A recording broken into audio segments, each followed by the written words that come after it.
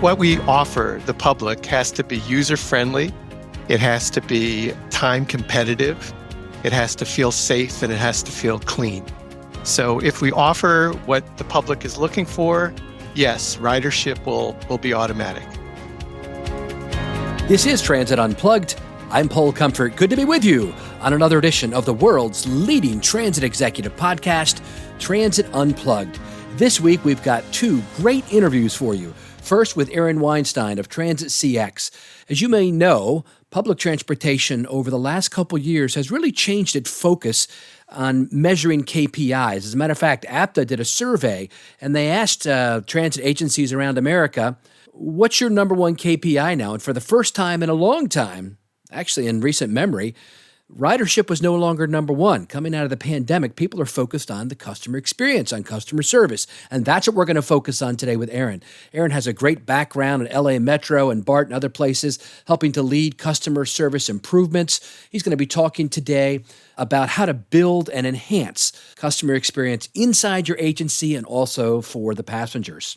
And then I'm happy to have with us on the show Brandon Bartneck. Brandon's from Edison Manufacturing and has his own podcast, the Future of Mobility podcast. He's been kind enough to have me on several times over the last few years, and I wanted to extend the invitation to him to talk about some really interesting topics today, such as electric vehicles, what's happening with the supply chain, and also how we can improve innovation through small batch production. I think you'll find this a fascinating interview with Brandon and with Aaron, all on this episode of Transit Unplugged.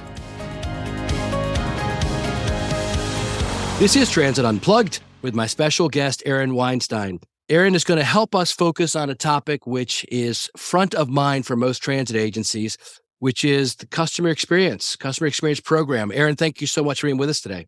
Thank you for having me. I enjoy your Transit Unplugged podcast and have been looking forward to our chat today. One of the reasons why, Aaron, as you know, invited you on the show was you were LA Metro's first executive officer recently for customer experience. And you created a very comprehensive customer experience program, spawning over 100 initiatives with hundreds of millions of dollars of investment.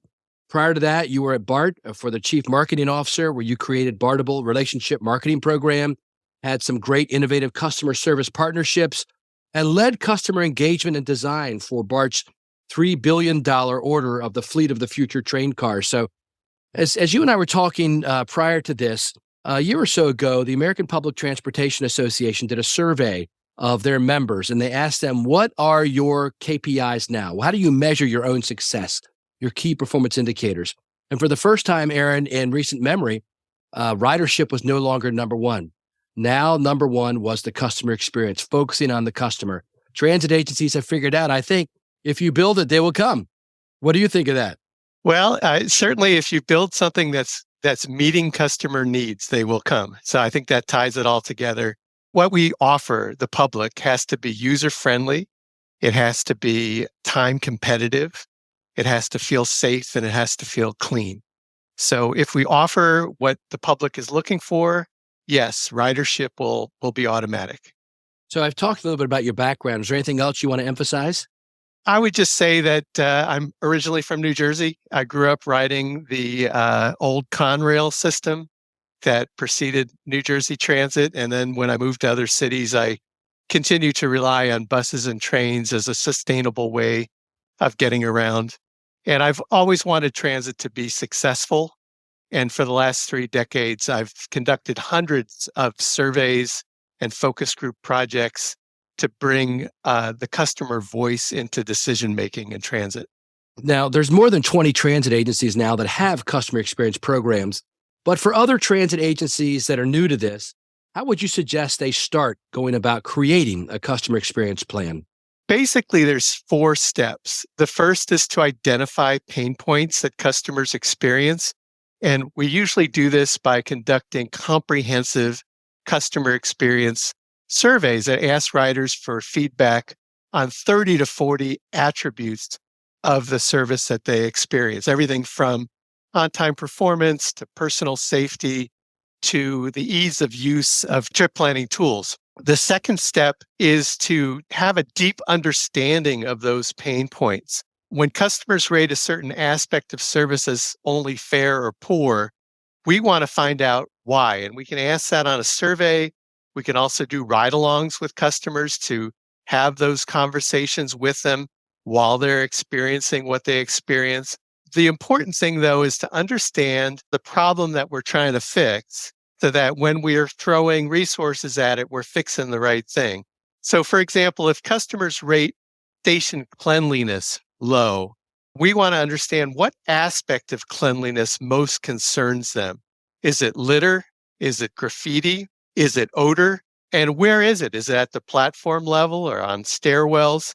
And when is it? Is it in the morning, evening, weekends? When are they seeing the problem that they see?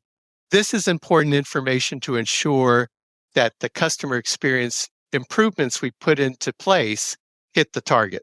The third step is then to prioritize those pain points. For the past 3 decades, I've used a tool called the quadrant chart that helps do that. We also overlay other information like the cost to remedy a problem, as well as our readiness to remedy it, and equity and inclusion considerations as well.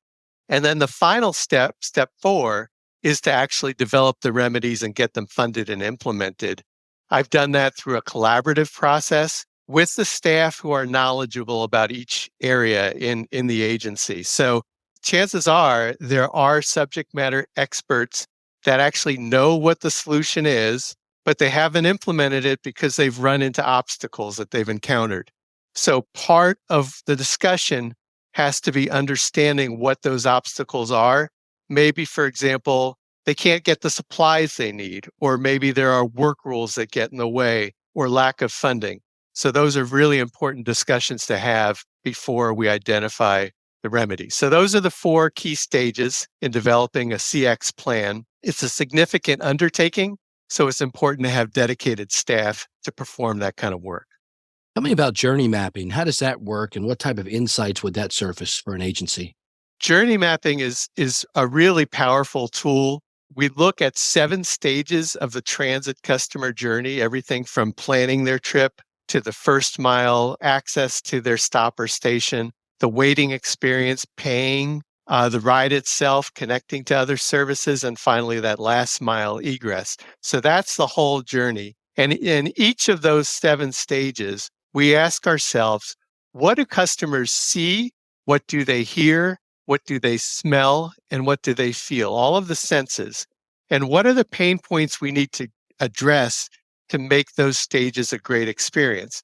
For example, during the journey, are there moments when the customer feels confused or anxious?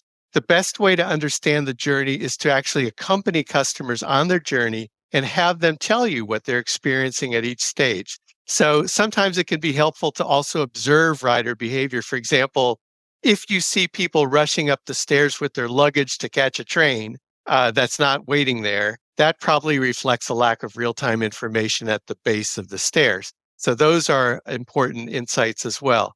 We also think about the diverse needs of diverse customers. So for example, a mom with a stroller who needs to ride the bus, or a person who can't afford a smartphone data plan and how they access transit information, or how a customer who is blind navigates a train station, just to give a few examples.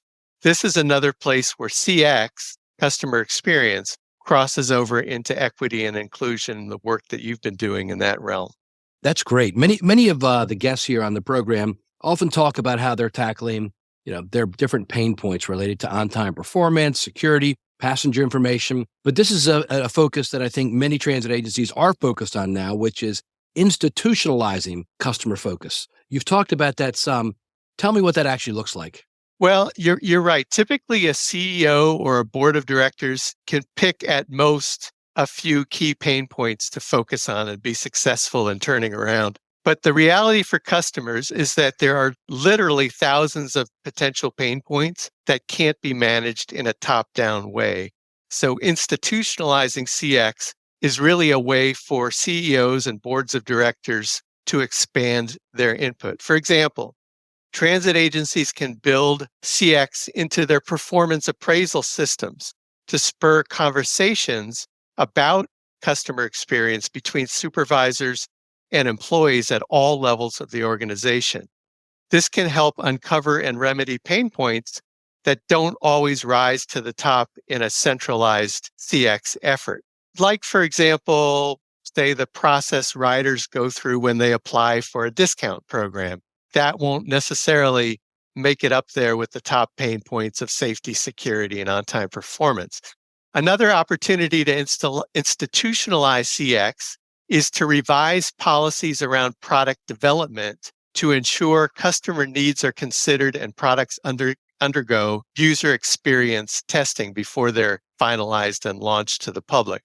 This will lead to better design of ticket vending machines, better apps, better train and bus designs, just to name a few products. Another example of institutionalization is to take a fresh look at KPIs. You mentioned that earlier, to see how well they're aligned with the customer experience. So those are just a few of about 20 different institutionalization tracks that I've identified to make CX ubiquitous in an organization. That's great. Aaron, you have a blog post on your website that discusses the importance of cultural transformation. What can a transit agency do to nurture a customer-centric culture? As we talked about a moment ago, thousands of pain points cannot be managed centrally. They require employee customer centricity at all levels. For example, if an employee encounters a customer with a cognitive disability that appears lost on the system, how can they help? Or if an employee is involved in selecting seating for new stations or bus stops, what can they do to make it as comfortable, easy to clean, and durable as possible? To spur culture change begins with identifying the core beliefs and behaviors we would want all employees to have ideally. For example, empathy. A transit organization might want employees to be able to put themselves in the customer's shoes and be empathetic. Or another quality could be passion. A transit agency might want employees to feel passionate about giving back to the community.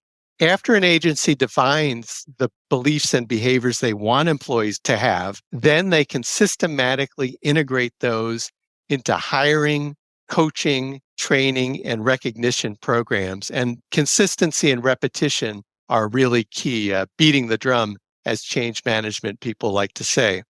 Finally, it's important to administer regular customer experience culture surveys among employees to gauge how attitudes and behaviors are changing over time to recalibrate the culture change initiative. Talk to us about the internal pain points that you mentioned at the top of the show as we wrap up that hold staff back from trying to improve the customer experience, and how a transit agency can systematically identify and remedy those pain points. It's especially hard. I mean, I've worked in small, medium, and large agencies. To me, it's the hardest in the larger agencies where there is so many overlapping layers of bureaucracy. Just like with rider pain points, it starts with data. So we survey employees about the pain points that they experience, especially as they're trying to improve the customer experience, what holds them back. And we ask them to tell us in detail so we gain a deep understanding. For example, a maintenance employee might talk about the difficulties they have getting parts out of the warehouse. Or an admin employee might talk about the procurement or hiring process in some detail. Once we understand and prioritize those internal pain points, then we engage the internal process owners to attack those pain points and reform policies and procedures.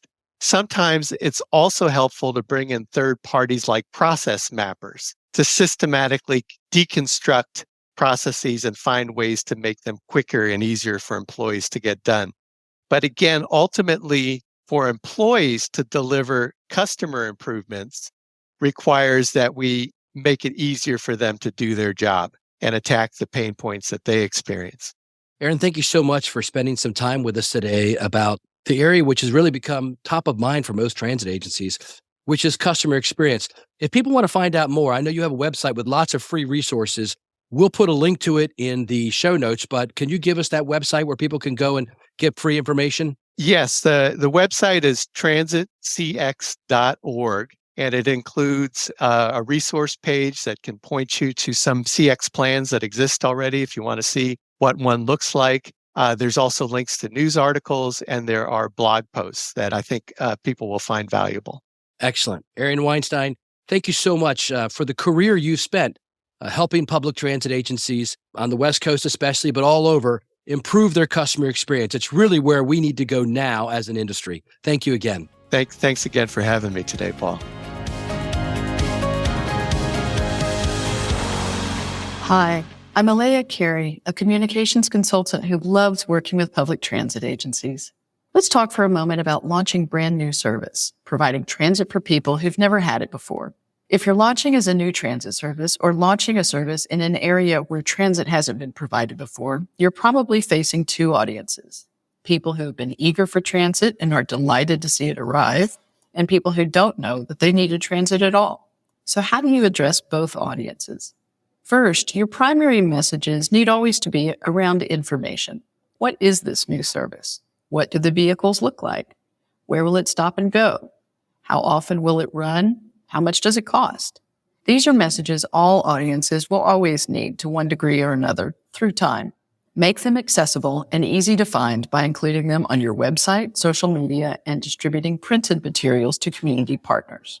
Beyond basic passenger information, when you're launching a new service, you have the opportunity to educate the public about transit's benefits to individuals and to their community.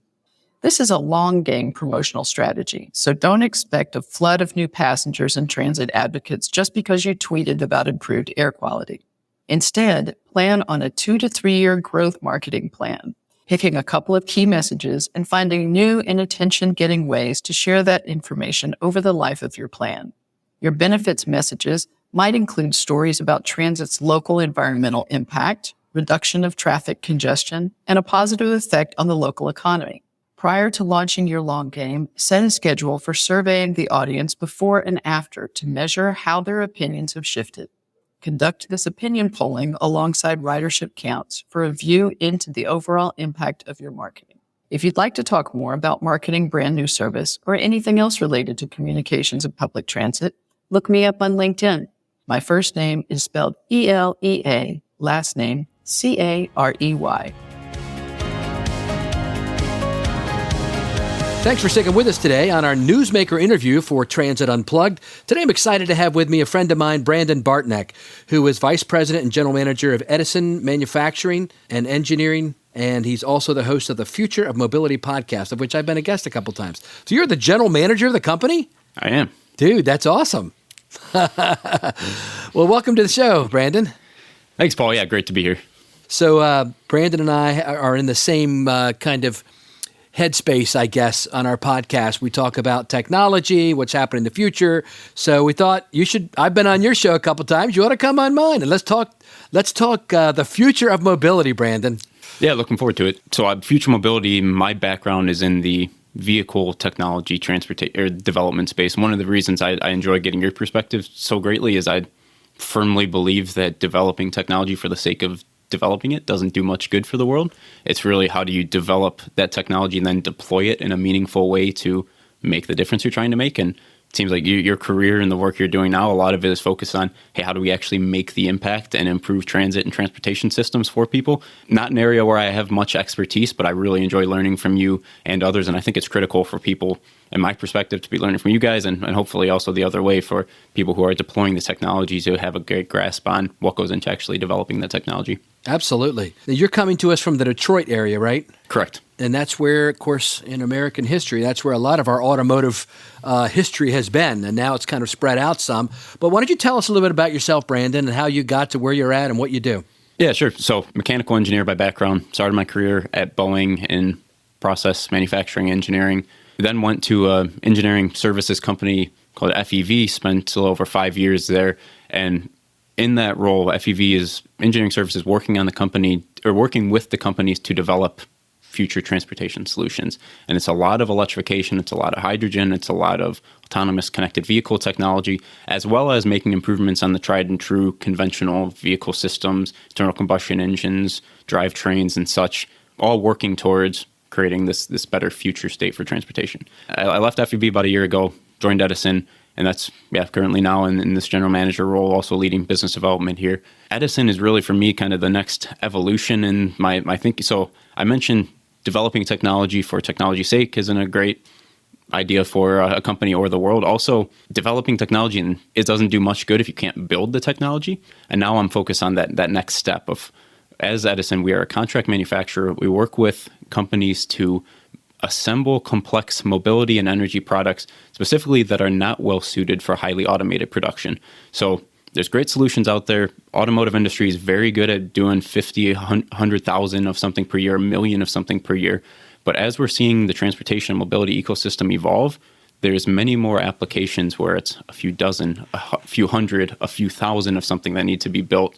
And this produces more challenges, different challenges for manufacturing. And Edison is built around solving those for our company, for our customers. Is it named after Thomas Edison? Yes, in that vein. So it's definitely tied along there. That's great. A lot of good inventions came out from that guy.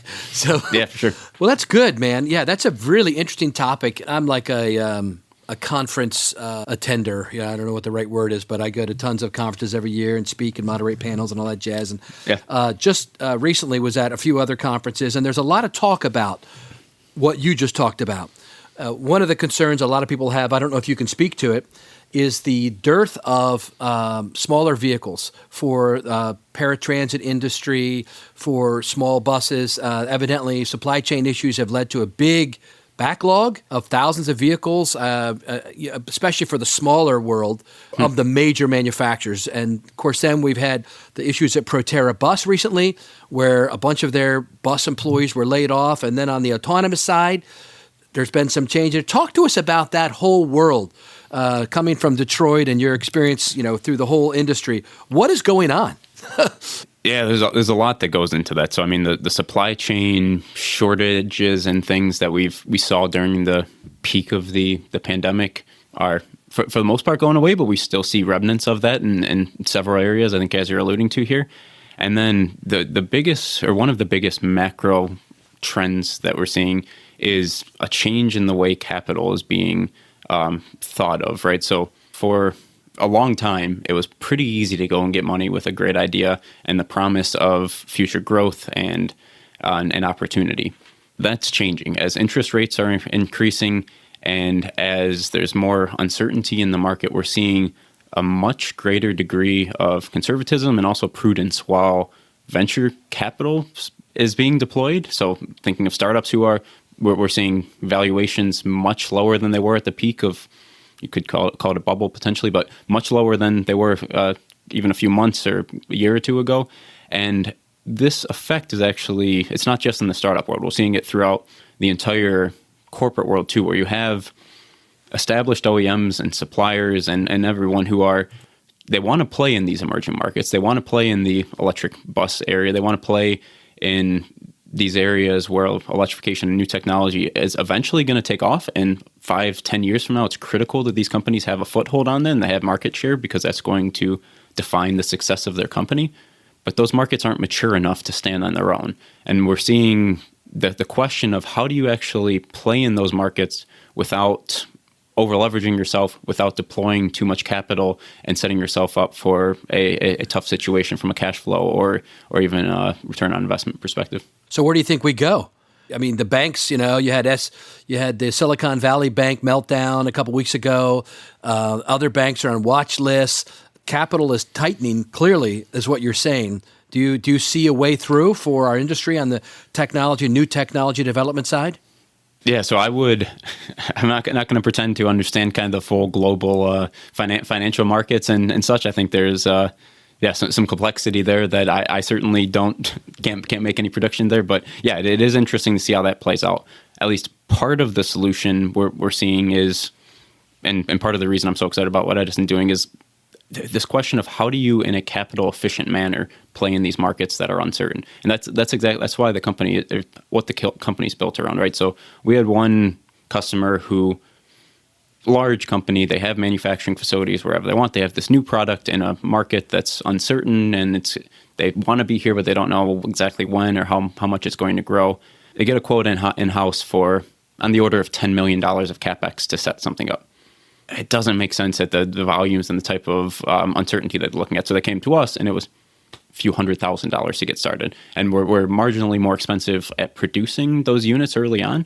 But what that does is it allows companies to come in, and it lowers that initial risk. It lowers that initial kind of barrier to entry, and it allows companies to play in markets that they might not otherwise be able to play in without undue risk, maintaining the optionality where they can wait to see how things play out before making their big bets. There are certainly big, hairy, audacious problems that need to be solved with kind of the make or break, make a bet, and if you hit, you win. If you don't, then your company's going on. Like there's certainly still a place for that.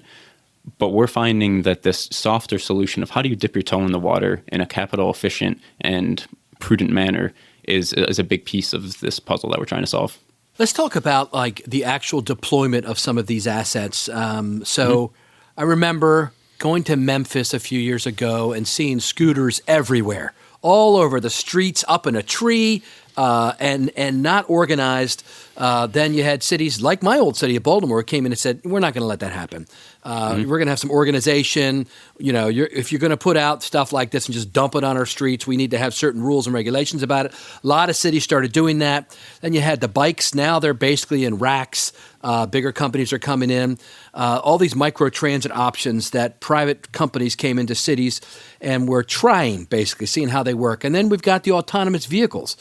You've got Nat Ford down at Jacksonville Transit and his test and learn facility. I remember I was there and there was a certain brand, I don't want to say the name of it, but they said, you know what, we've been testing this vehicle for a year and now this company just went under. They're not going to be making this vehicle anymore.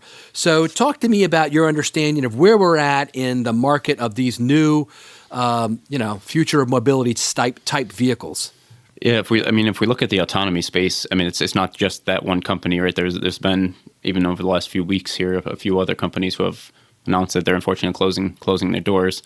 And I don't know exactly how this, I still think there's a market and there will be automated vehicles on the road serving specific needs. But I think the important things are the companies who are solving constrained problems and have things where they're able to control as many elements as possible will have a huge advantage. So if you look at what these vehicles can already do, it's incredible. You get in it and you think that these are fully autonomous vehicles because, I mean, they drive in a fully automated fashion the majority of the time. The problem is it's the edge cases where all the challenges are, and it's going to be a long time before we actually solve those edge cases. So the companies who are going to get those vehicles and continue to roll out vehicles on the road are the ones who are able to ignore and get rid of those edge cases for now and able to constrain the problem in a way that leverages the current state of the technology. And beyond that, are able to do it in a manner that solves a real business need and a need of society. Look at private roads, for example, like where we see,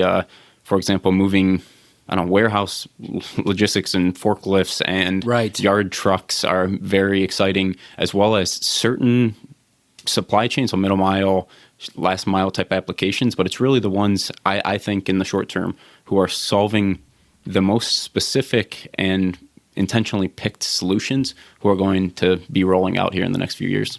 Where are we at on new mobility? Talk to me about, so bikes and scooters are kind of old mobility, electric. We've been there and they're refining them and making them better. Is there anything new coming up on the horizon, any kind of new mobility? I mean, I know we got flying drones kind of a thing where they could take people. That's a potential. Yeah. What else do you see, or do you want to talk about that any? Yeah, there's still a lot out there. I mean, the eVTOL drone space, electrified aviation space is exciting. Personally, I'm more bullish on some of those old technologies. Okay. I mean, bikes are great, especially electrified bikes when deployed correctly. The tough thing, and this goes back to what we started this conversation, like this, it's not a super sexy technology. There's not a ton of excitement about it. And also it's challenging to deploy. So if you look at the real areas where even these older technologies like bikes and scooters, like it's the collaboration between the transit agency and the technology provider where the magic is. It's not that someone has a better bike than someone else or whatever. Like that's marginal. It's really where is the infrastructure set up in a way that best utilizes that technology and also frames it within a greater transit network, right? So no one's solving all of their mobility needs by a bike, but I don't think you need a silver bullet here. I think what you need is bike plus bus plus light rail plus private use vehicle or taxi or rideshare, like for the applications, and having that menu to be able to provide to people, I personally think is more important than going and providing a new kind of exciting mobility technology. Yeah, I hear you. It's interesting. I remember I was in Louisville, Kentucky, visiting Carrie Butler down there a few months ago, and a buddy of mine and I got on the scooters, and we took the scooters for 2 hours all over the city. You know, we went to the Louisville Slugger Museum, and we went all over, and we just basically gave ourselves a tour of the city. I had a blast, man, and I just thought this is the best way to tour a city. I used to think it was those red top buses, but now I think just give yourself a tour. But, you know, there are certain spots now where they will slow you down automatically. You can't go over a certain speed. You know, you go from 15 miles per hour or whatever the cap is down to 5 and then 2, and you're like, oh, crap, we got to get back on to the right to the green area. And the same thing, a friend of mine and I did the same thing, but with bikes around Seattle. With their electric bikes, and they're just great. I love them as last mile or, you know, kind of exploring options. Like you said, it may not be the coolest and the sexiest, but it kind of is to me. It was awesome. Yeah, that's great to hear, and I've had some similar experiences too. When utilized correctly in the right setting, those things can provide a ton of value. Now, we talked a little about electrification. I know that's a big topic you like to focus on. Talk to us about electric vehicles, hydrogen, where we're at in the development. I'm seeing a lot of talk about hydrogen fuel as another alternative zero emission. What are you hearing, and what do you comment on that space? Yeah, so a lot of complex nuance and thoughts that go into this. I mean, a few of the highlights is, one, I don't think there's a one solution to solve everything here. It's not battery electric vehicles for all applications. It's battery electric vehicles plus likely hydrogen fuel cells for the heavier duty applications. Think train, bus type applications, maybe shipping, things like that. For some of the heavier long haul trucking, some of those heavier applications, yes, I do see a place for hydrogen fuel cells. Battery electric vehicles are excellent when they are deployed in the right places and you have the grid infrastructure that works, and ideally is a sustainable grid infrastructure, one that's not primarily utilizing coal-fired power plants. And we're going to see that continue to grow. In the places where electric vehicles make sense, we're just really on the precipice here, and it's going to continue to take off. But I think, and we're already seeing this with some of the discussions in the EU with their ICE ban and how there's kind of the turning of the tides a little bit, where it was everyone coming out of, hey, let's go and ban internal combustion engines as fast as possible. I think we're going to continue to see, let's pump the brakes here, in that there are a lot of applications where we shouldn't have internal combustions. In city centers where air quality and tailpipe emissions are critical, yeah, you probably shouldn't have internal combustion engines running around here. But in other areas right outside there, I think the reality of trying to introduce all battery electric vehicles with the grid we have and the price point that we have and the material shortages we have, and also just from a sustainability perspective. I mean, LCA is tough because life cycle analysis, because people can skew it however they really want based on how they want what the results to be. But based on what I've seen, I'm not convinced that full battery electric vehicles are the solutions. I think it's that plus hydrogen plus hybridization, think mild plug-in hybrids with ideally cleaned up internal combustion engines, and possibly look at renewable fuels. Renewable diesel is something I covered on my Future Mobility podcast not that long ago, which is really exciting technology. The ability to plug in a different fuel into an existing vehicle, an existing technology, and have a drastic impact. I think things like that we're going to continue to see. It's not just battery electric vehicles. Yeah, I mean, I hear you, and I think that is exactly right. That's exactly what I'm hearing from the market, too. I can't tell you the number of CEOs of transit agencies that I've talked to in the last 6 to 9 months who have told me, Paul, if we go all battery electric and there is a Hurricane Sandy, like here in the East Coast was, how are we going to be able to solve or play our role of being the folks who help evacuate the city if the grid is down and we can't get power? And so we've got to have some vehicles that have an alternate fuel source. And so, again, I mean, I've heard that from, I can't tell you, especially East Coast, and now I'm starting to hear it some in other places as well, where there's been concern about that the role of a transit agency in an emergency situation is to help with evacuations. And you want those vehicles not to be literally dead in the water, so to speak, because there's no power with the grid out for a couple days, like what happened in Texas. Remember last winter where there was those big concerns. I think it's important that transit agencies, like you said, explore all the options, including the existing ones that are on the table when it comes to what I call the larger spectrum of environmental stewardship, which I think we're all accountable for. Any other final thoughts you want to share with us? Yeah, I would say, speaking of unsexy options, don't sleep on the aftermarket to have an impact on sustainability as well as safety, right? So 280 million vehicles roughly in the U.S., 13 million sold only last year. We're every year we're turning over just a fraction. The average age of a vehicle is a little over 12 years right now. If we're going to have a huge impact on safety technology as well as cleaning up vehicles, we can't only influencing the $13 million vehicles each year that come on the market. We also need to be thinking about how are we addressing the rest of everything else that's out there, because this isn't a game of just get as many new battery electric vehicles as you can on the market. It's collectively how can we make a safer and more sustainable mobility ecosystem, and we need to we need to think as such. Awesome. What a great way to end the show. Brandon Bartnek, host of Future of Mobility podcast, Vice President, General Manager of Edison Manufacturing. Thank you so much for being our guest today on the Transit Unplugged podcast. Thanks, Paul. Really appreciate it. Thank you for listening to this week's episode of Transit Unplugged News and Views with our special guests, Aaron Weinstein and Brandon Bartnek. Coming up next week on Transit Unplugged, we have Martin Bean, CEO of Rome Transit in Banff, Alberta. It's part of Paul's Western Canadian tour. Let's hear a little bit from that interview on how he's helping visitors to Banff leave their cars behind. With the majority of the hotels in Banff, we have a partnership where they pay us a monthly fee and we provide free transit for their guests. So when a guest checks in, they get a 3-day transit pass and they can leave their car parked. If they came with a car, they leave it parked in the underground garage at their hotel and they just use transit to get around town while they're here. Don't forget to visit transitunplugged.com to sign up for the newsletter so you're always in the loop with whatever's going on with the show. In the meantime, if you have a question, comment, or would like to be a guest on the show, feel free to email us at info@transitunplugged.com. So until next week, ride safe and ride happy.